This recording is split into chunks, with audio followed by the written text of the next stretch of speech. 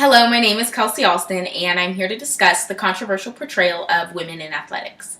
The first issue when discussing women in athletics is the over-sexualization of women athletes. A great example of this is Skylar Diggins' Sports Illustrated photo shoot in which she's posed in a bikini on the beach, although she is a women's basketball player.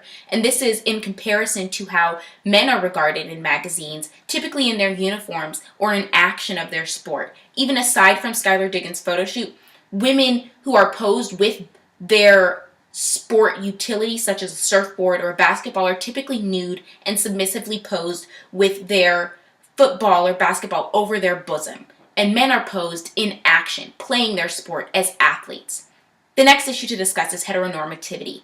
Women are emphasized as mothers and wives, although they are athletes, to insinuate they are still heterosexual, therefore dominated by men.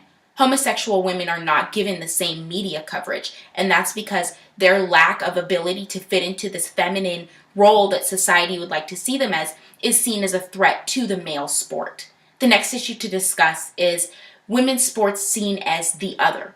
When discussing women's sports, you talk about women's basketball, women's lacrosse, women's tennis, and the counterpart is basketball, tennis, lacrosse, even though that is in reference to men's sport. And when you frame a sport as a women's sport, instead of framing it as basketball for men and women, this isolates the female version of the sport as secondary, as the next thing instead of just the sport.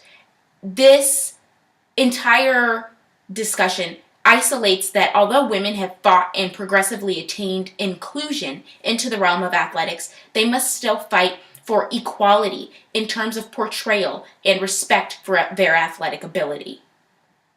Thank you.